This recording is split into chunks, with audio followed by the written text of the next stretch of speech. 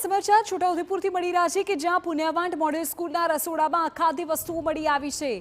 સુખરામ રાઠવાએ ત્યાંની મુલાકાત લીધી અને રસોડામાં સડેલી શાકભાજી, માળખા વિનાના મસાલાના પેકેટ્સ મળી આવ્યા। એટલું જ નહીં, લોટમાં જીવડા પડેલા પણ જીવાત પણ જોવા મળી। આ શાળાના બાળકોની તબિયત લથડી હતી। 100 થી વધુ બાળકોની અત્યારે સારવાર ચાલી રહી છે। ત્યારે ત્યાંના આપ દ્રશ્યો જુઓ કે કયા પ્રકારનું ભોજન આપવામાં આવતું હશે। સુખરામ રાઠવાએ હવે સરકાર પર ગંભીર આક્ષેપ કર્યા છે। આ પુણ્યવાંટ મોડેલ સ્કૂલનો આ કોઈ મામલો છે કે જ્યાંના રસોડામાં અખાદ્ય ચીજ વસ્તુઓ મળી આવી છે।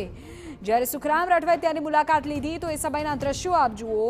સડેલી શાકભાજી છે, જ્યાં જુઓ ત્યાં ગંદકી છે, મસાલાના પેકેટ્સ પણ માર્કા વગરના છે, લોટમાં પણ જીવાત પડેલી દેખાય છે। ઉલ્લેખનીય છે કે 100 થી વધુ બાળકોને ફૂડ પોઈઝનિંગની અસર થઈ હતી। તેઓની સારવાર અત્યારે ચાલી રહી છે। એવામાં કયા પ્રકારનું ભોજન બાળકોને પીરસવામાં આવતું હશે એ સવાલ છે। આ ખદબદતી ગંદકીની વચ્ચે પહોંચ્યા સુખરામ રાઠવા અને તેમણે ત્યાંની મુલાકાત લીધી કે જ્યાં ભોજન બનાવવામાં આવતું એ રસોડામાં તેઓ પહોંચ્યા હતા અને જો તો અખાદ્ય ચીજ વસ્તુઓ મળી આવી। અમે આપને દ્રશ્યોમાં પણ બતાવી રહ્યા છીએ। આ બંને દ્રશ્યો આપ જુઓ, ગંદકી અને માખીનો કણકણાટ ત્યાં છે। બીજી તરફ શાકભાજી સડેલી હાલતમાં મળી આવ્યા છે।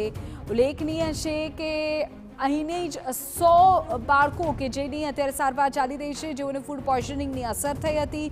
છોટાઉદેપુર અને તેની આસપાસની હોસ્પિટલમાં તેઓને રિફર કરવામાં આવ્યા છે। બાળકોને પેટમાં દુખવું, ઝાડા ઉલટી થવાની ફરિયાદ થઈ હતી। વડોદરાથી ડૉક્ટરને છોટાઉદેપુર મોકલવા પડ્યા હતા। ત્યારે જીવડાવાળી રોટલીઓ, સડેલી શાકભાજી, ફૂગ લાગેલી શાકભાજીના દ્રશ્યો અમે આપને અત્યારે બતાવી રહ્યા છીએ। આ જે દ્રશ્યો આપ જોઈ રહ્યા છો તે પુણ્યવાંટની મોડેલ સ્કૂલના દ્રશ્યો છે કે જ્યાં બાળકો માટે ભોજન બનતું હતું અને એ ભોજન આખરે કઈ વસ્તુઓમાંથી બનતું હતું તે અત્યારે સવાલ એટલે સર્જાઈ રહ્યો છે કારણ કે જ્યાં જુઓ ત્યાં ગંદકી છે, અખાદ્ય ચીજ વસ્તુઓ છે।